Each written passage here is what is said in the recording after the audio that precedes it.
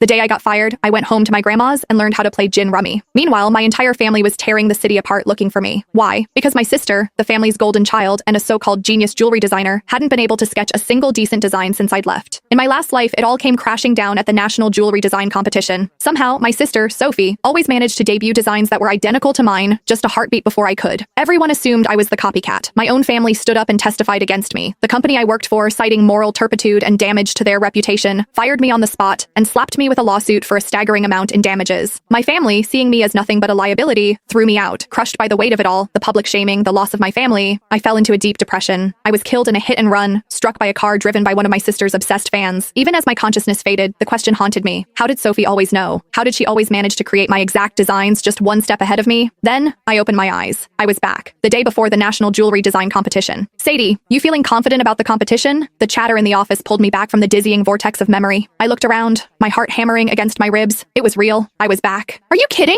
Sadie snagged the Designer of the Year award 3 times running, a colleague, Maria, said, giving me a playful nudge. She's got this in the bag. I managed a weak smile, unable to form words, because only I knew what was coming. In my last life, I submitted a design I had poured my soul into for days. On stage in front of everyone, I was branded a fraud. They displayed 2 sketches on the main screen. They were identical, down to the last delicate line of filigree on the setting. But the timestamp on the other submission was a full day before mine. And the artist? My dear sister, Sophie Walker. She stood in the audience, her eyes wide and red-rimmed, staring at me with a look of shattered betrayal. She brought a microphone to her lips, her voice trembling as it echoed through the auditorium. Sadie, how could you? If you were blocked, I would have helped you find inspiration, but to steal my work? Why? I was frozen. That was my design. It had lived on my encrypted laptop, unseen by any other human eye. Before I could even begin to explain, the crowd erupted. Get the plagiarist off the stage. The nerve of her, showing up with a stolen design. She doesn't deserve to be a designer. Fraud. I grabbed a microphone to defend myself, but my voice was drowned out by the jeers. A few scattered voices of support were quickly silenced when my own parents took the stage. They held up photos of Sophie, supposedly working through the night at her drafting table at home. They spoke of their profound regret, of how they were ashamed to have a daughter like me, and announced their intention to sever all ties. After that, it was over. No one believed me. Security escorted me out of the building. The moment I turned on my phone, it was a firestorm of hatred. Back at my apartment, I checked my laptop. No viruses, no spyware, no remote access logs. The computer and my physical sketchbooks had been with me at all times. There was no conceivable way the design could have leaked. But Sophie's was identical. Every idea, every spark of inspiration, every line I drew, it was all mine. I could not have copied her. It was impossible. Hey, Sadie. Maria's voice cut through my thoughts again. I heard your sister is competing this year too. Any friendly family rivalry? Who do you think will take home the top prize? Not long after I'd started at this firm, Sophie, by some mysterious coincidence, had gotten hired too. The mention of her name sent a jolt of pure terror through me. My fists clenched so tightly my nails dug into my palms, drawing blood. My sister, Sophie. When she was born, she didn't cry. While all the other newborns in the nursery were wailing, she was silent. My mother, convinced it was a bad omen, brought in a spiritualist, a so-called seer from the mountains.